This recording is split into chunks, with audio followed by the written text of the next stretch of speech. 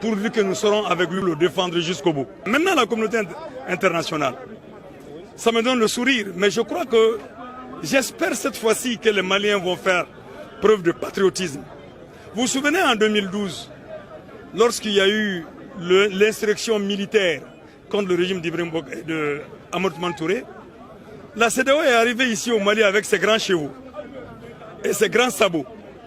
Et elle a essayé de fouler aux pieds, elle a même foulé aux pieds les principes sacro-saints de la CEDEAO.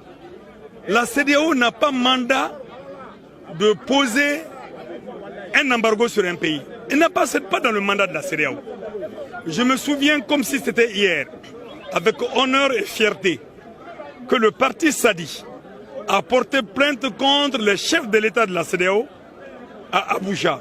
Plainte que j'ai conduite avec Maître Mariam Diawara, avec la journaliste Aminata Sanogo et avec d'autres camarades. Nous sommes allés à Abuja pour lever l'embargo sur le Mali.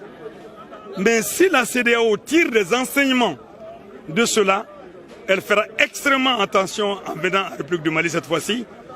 Parce que si un pays a tiré leçon de cette attitude du Mali, du parti Sadi, c'est bien le Burkina Faso. Après avoir chassé Blaise Compaoré du pouvoir, lorsque la CEDEAO est venue encore une fois avec ses gros sabots, cette fois-ci portés par le président Macky Sall, les Burkinabés leur ont dit, toutes tendances confondues, arrêtez-vous à la porte. Nous allons régler nos questions en Burkinabé et après nous allons faire appel. Avant tout, c'est le Burkina qui a enfanté la CEDEAO, ce n'est pas le contraire. La CEDEAO pense avoir enfanté la République du Mali. Et ils doivent comprendre encore une fois que ce que beaucoup de Maliens n'ont pas compris dans l'attitude du parti Sadi hier, les Maliens l'ont compris aujourd'hui. Et je souhaite que même les gens qui sont du camp d'Ibrahim Boubacar Keïta se lèvent pour dire à la communauté internationale stop.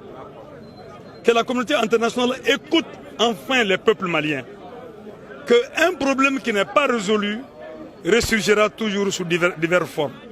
C'est la CEDEAO, en complicité avec la communauté internationale qui est d'autre que la France. Ce sont eux qui ont donné cette allure à la transition malienne qui a conduit, hélas, à l'élection de M. Ibrahim Boubacar Keïta. Aujourd'hui, cette CEDEAO doit comprendre que beaucoup de Maliens ont épousé les positions du parti Sadi aujourd'hui et que les Maliens ne se laisseront pas faire. Nous ne sommes pas contre les internationaux, la médiation internationale, on n'est pas contre.